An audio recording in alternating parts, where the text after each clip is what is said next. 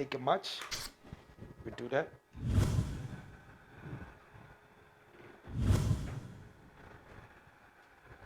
Would you believe that this gas is coming from chicken droppings,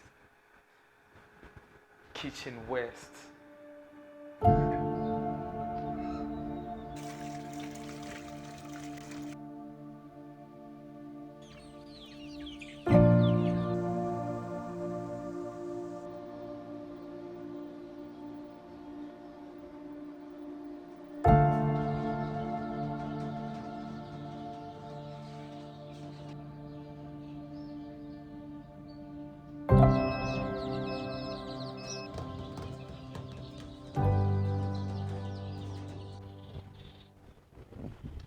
Hello, my name is Willard and welcome to Uptown Farms. At Uptown Farms, we've got a circular economy. What I'm about to show you is so fascinating, everything built in a backyard and we're self-sustainable. So come with me, let me show you how we do our stuff. Okay, before we go any further, today I'm going to show you just a glimpse of it because I don't want to make my video to be very long. So I'm going to show you how the circular economy works. Like one thing feeds into another and then one thing feeds into the other and then it goes back, So that's the circular economy that I'm talking about. So first of all, come here. I'm going to show you, maybe a lot of you have never seen this, but I'm sure most of you have. What we have here is this is a biodigester. A biodigester is something that takes biodegradable waste, it digests it, and in the process it produces methane gas, which is flammable. That methane gas, so we've got some sandbags here, pushes the methane gas, it goes through the pipe, which feeds directly into my kitchen, There's some filters here and everything. This pipe runs straight to the kitchen. Guess what we use the gas for? We use it for cooking. No more LPG. Like right now, I don't even know how much LPG costs. And we stopped using the main grid electricity for cooking. We use biogas. And ask me, where do I get that gas from? We've got the chicken yard there. The waste from the chicken is what is fed into a biodigester. So I'm gonna explain more in a separate video how we feed this biodigester. This is a feeding tank. It goes inside. What happens inside? There are sandbags there, and then there's a collecting tank there. Guess what we get from there? Biofertilizer, which is 100% organic and is very, very good for the soil. Circular economy. So just to explain the narrative of the circular economy is what we get from the kitchen. We get like in Malawi we eat sima, yeah. I know some other countries call it pap and whatever. So once we're done eating, maybe we have some leftovers, we take them, we put them in here. We collect chicken droppings from the chicken yard, we put them in here. No more littering. So that way we lowering the carbon footprint, And I mean, if you just put waste in an open space, methane gas is released eventually, and that methane gas goes into the atmosphere and it I think it destroys the ozone layer or something. But it's better to have that gas trapped and then put that gas to use. So that's the first aspect of the farm. So come here. So this is the second aspect of the farm. I know we've got several of them. We've got a chicken yard. Right now we don't have as plenty as we used to have. we had a big order, and then I had to supply some chickens, but I only kept the parent stock that we have in here. So come with me.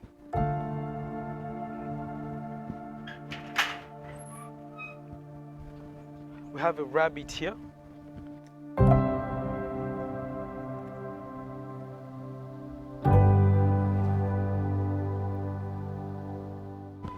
What we have here is amaranth, bonongwe, and this I'm going to show you in the next section of the farm. So follow me. So we've got a chicken yard here where we keep our chickens. This is the parent stock. It's what we have here. Check it out, you know.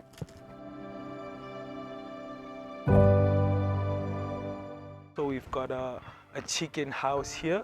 We've got one there, another one there, and then there's another one there. So we've got 2 yards where we partition them and we separate them.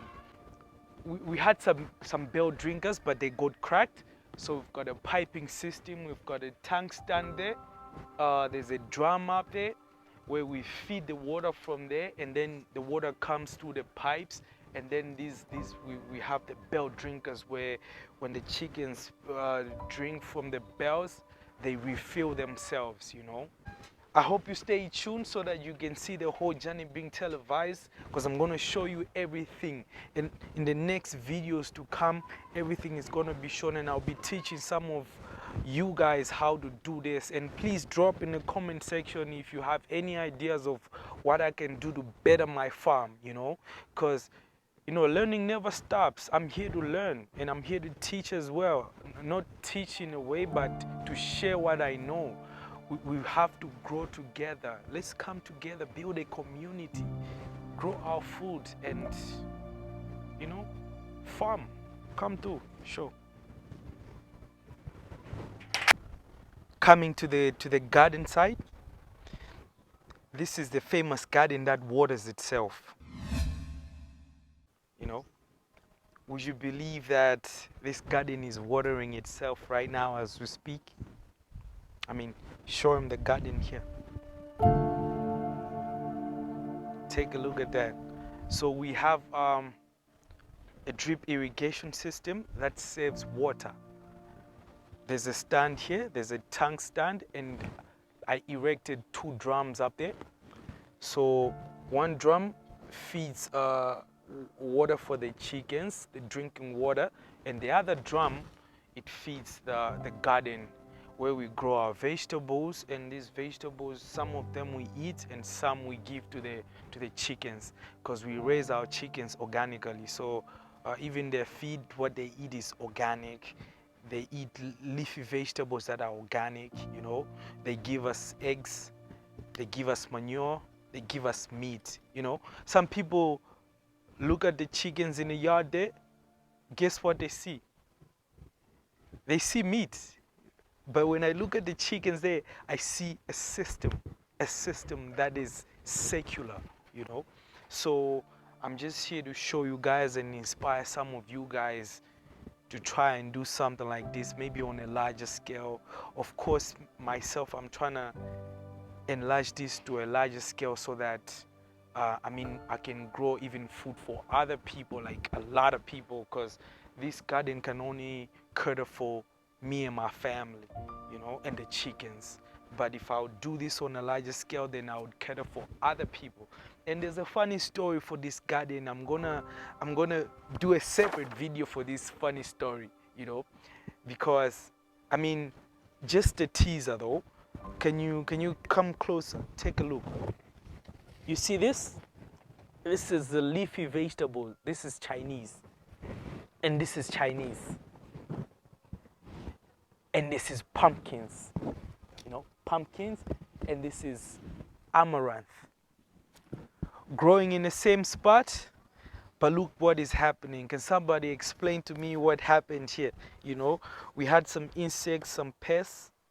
They came through, attacked the Chinese, because I don't like spraying synthetic chemicals on my crops. I do everything organic. Okay, initially I used to do these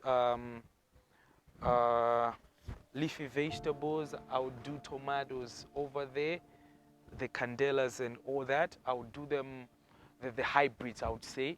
I would spray the synthetic chemicals. And then eventually I stumbled across some information that said the chemicals that they spray, they're not really good for our health. And I would even see that in certain times when I'm spraying the chemicals, I would have my heart pumping so fast, even when I'm wearing a mask and every protective gear when I'm spraying here. And then you'd see some residues left on the vegetables. And now eventually you'd find ourselves, wait, I know they say they get washed out before we eat and whatnot, but how can you spray poison on food to deter pests and insects, and then you end up eating the same food, you know? Some publications even allege that maybe the cancers that we're suffering from, they're coming from that. I mean, it's a strong argument, and we can debate that on another day. So I told myself that, okay, fine, I'm gonna go organic. And then I tried growing this organic. Come to. I tried growing this organic, and guess what happened? I wasn't spraying anything, and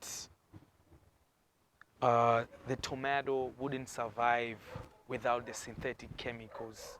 The leafy vegetables, the Chinese, the grapes, they wouldn't survive.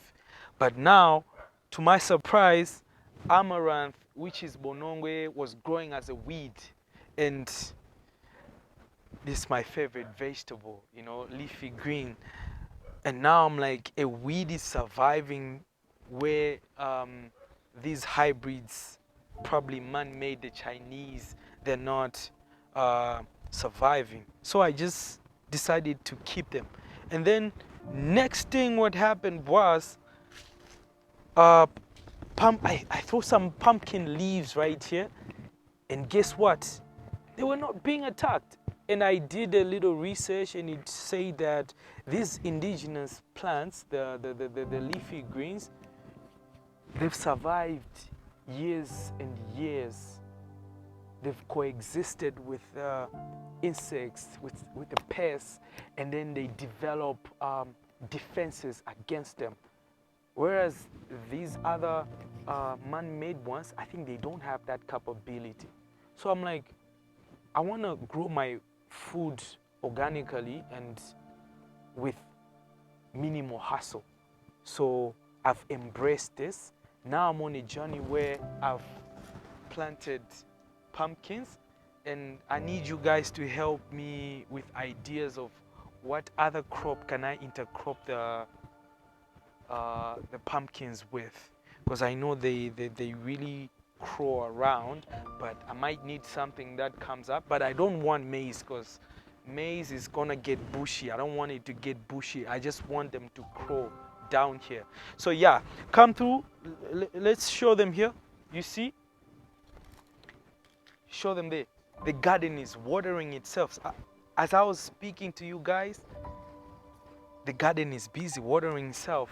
So what I have here is a drip irrigation system where it has a knob, it has a filter there. That's the main line.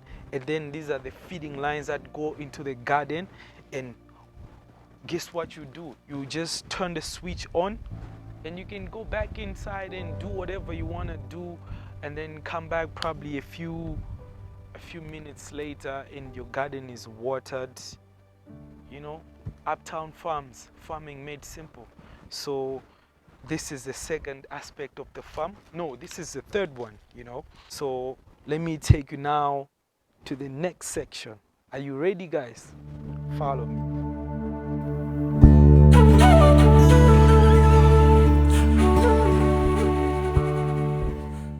So what I have here is a chicken incubator.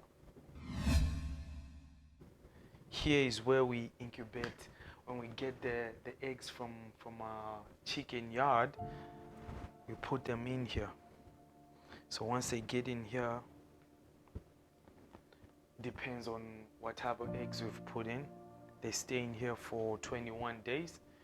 I'm not going to explain much in this video because I'm going to do a dedicated video for each aspect of the farm, and I'll need you guys to go in the comment section and probably suggest what I should go first with.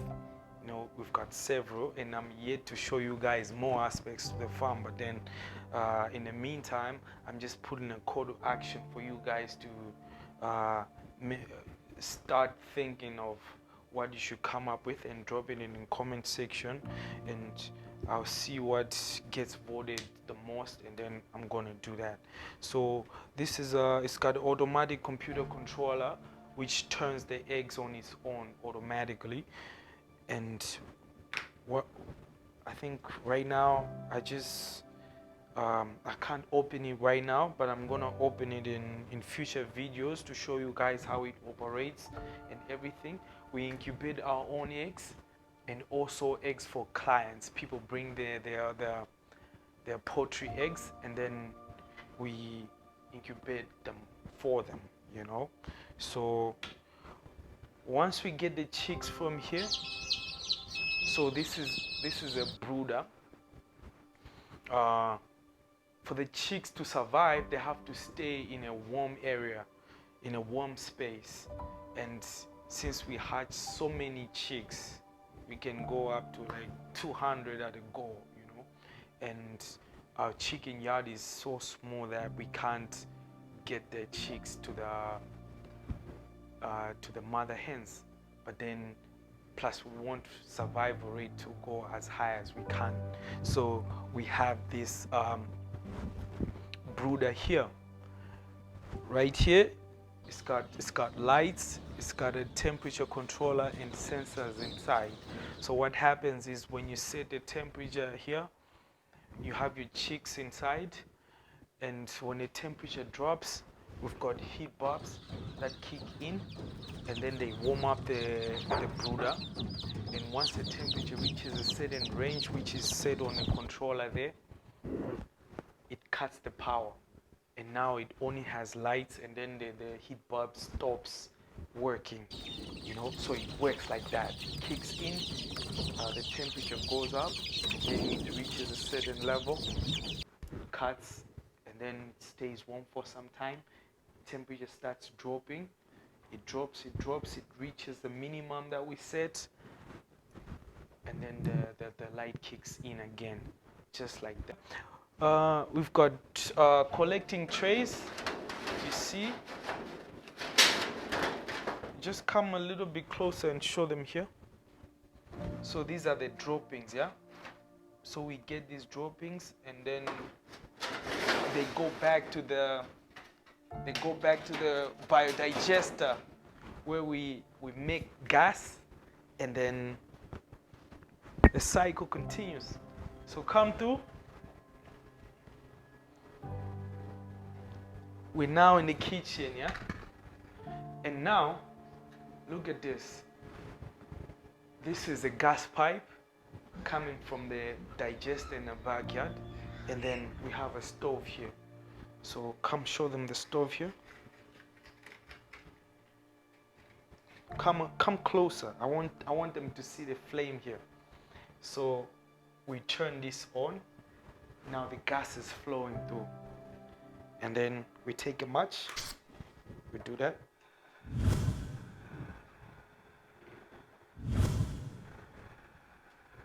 Would you believe that this gas is coming from chicken droppings, kitchen waste?